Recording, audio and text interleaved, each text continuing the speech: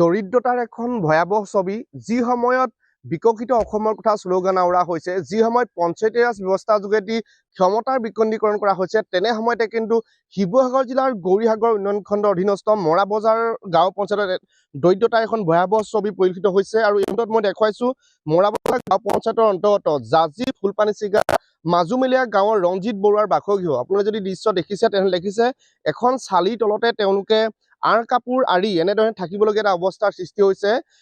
শুবৰ কাৰণে এখন বিচনা নাই, থাকিবৰ কাৰণে উপযুক্ত ব্যৱস্থা নাই। আচলতে মৌলিক প্ৰয়োজনসমূহৰ পৰা যিটো বঞ্চিত হৈ আছে পৰিয়ালটো, কিন্তু বৰ্তমান মুহূৰ্তলৈকে দেখা গৈছে পঞ্চায়তী ৰাজ ব্যৱস্থাৰ যিসকল জনপ্ৰতিনিধি আছে, সেই কিন্তু জনপ্ৰতিনিধিসকলৰ কোনো ধৰণৰ গুৰুত্ব আৰোপ কৰা নাই।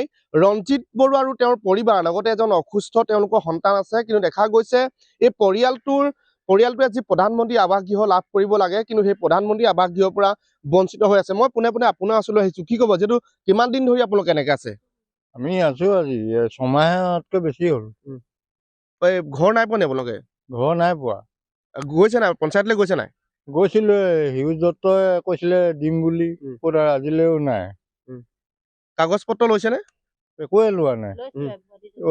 আমাৰ বোৱাৰীজনীৰ পৰা লৈছিলে, তাৰপৰা নাই। ৰাতি কেনেকে থাকে আপোনালোকে? এইভাগে থাকো, এতিয়া পৰ্দা আহি পিনি আছো আৰু দেখিছেই। বিচনা নাই? বিচনাও নাই, একো নাই। আপোনাৰ লেট্ৰিন পাইছে নাই? লেট্ৰিনো নাই পোৱা। নাই পোৱা। কি হ'ব ৰাতি যেতিয়া ঠাণ্ডা লাগে তেতিয়া কেনেকে থাকে আপোনালোকে? এইভাগে আছে কাপোৰ আছে যাওঁ, নাই কাপোৰ নাই যাওঁ। হয়, নিশ্চয়কৈ এই পৰিয়ালটোৱে তেওঁলোকে কৈছে আছে কাপোৰ আছে যাৰ, নাই কাপোৰ নাই যাৰ। আচলতে এটা অতি দুৰ্ভাগ্যজনক বিষয়। মই আপোনাৰ ওচৰলৈ কি ক'ব, যিটো আপোনালোকে এনেধৰণে থাকিবলগীয়া হৈছে, ঘৰত এজন অসুস্থ আপোনালোকৰ সন্তান আছে, নাই দেখা নি আপোনালোকৰ যিসমূহ জনপ্ৰতিনিধি আছে তেওঁলোকে নাই দেখা নি আপোনালোক? নাই দেখা চাগে, আৰু দেখা হলেতো কিবা এটা হেৰি কৰিলেহেঁতেন। সেইকাৰণে কৈছো আৰু যদি পাৰে ঘৰটো দিয়ক। আৰু আপোনাৰ লেট্ৰিন ক'ত কৰে? লেট্ৰিন য'তে ত'তে কৰোগে। লেট্ৰিনো পোৱা নাই? নাই পোৱা। ঘৰটো কিমান দিনৰ পৰা এনেকে আছে? এনেকে যে 8 মাহ মান হ'ল। 8 মাহ? থাকে কেনেকে আপোনালোকে? এনেকে আছো আৰু। চাউল পায়নে? নাপাওঁ। চাউল নাপায়? চাউল নাপাওঁ। অৰুণোদয়? অৰুণোদয় নাই। একোৱে নাই পোৱা নেকি? একোৱে নাই। আপোনালোকে এপ্লাই কৰিছে নাই? অৰুণোদয়ৰ কাৰণে মই নাপাওঁ বুলি ক'লে, চাউলৰ কাৰ্ড নাই কাৰণে সেই বুলি ক'লে ৱাৰ্ড মেম্বাৰে।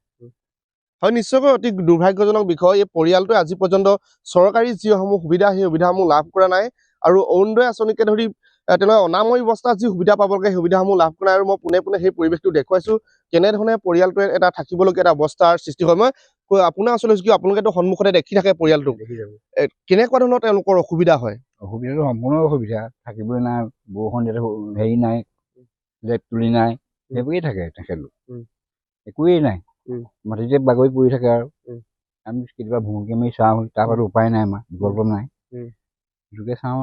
আপোনালোক কেতিয়াবা দুখ লাগে নাই এনেকে দেখা দেখিলে? কিয় নালাগিব, মইতো প্ৰায় ভুমুকি মাৰোৱেই। হয়, আৰু এজন আছে স্থানীয় ব্যক্তি, মই আপোনাৰ ওচৰলৈ কি ক'ব, যিটো এনেকুৱা এখন চিত্ৰ আচলতে পাবলৈ নাই, দৰিদ্ৰতাৰ যিখন ছবি সেই ছবিখন কিন্তু ইয়াত পৰিস্ফুট হৈ দিছে। পঞ্চায়তী ৰাজ ব্যৱস্থা ঢুকি পোৱা নাই, কি ক'ব?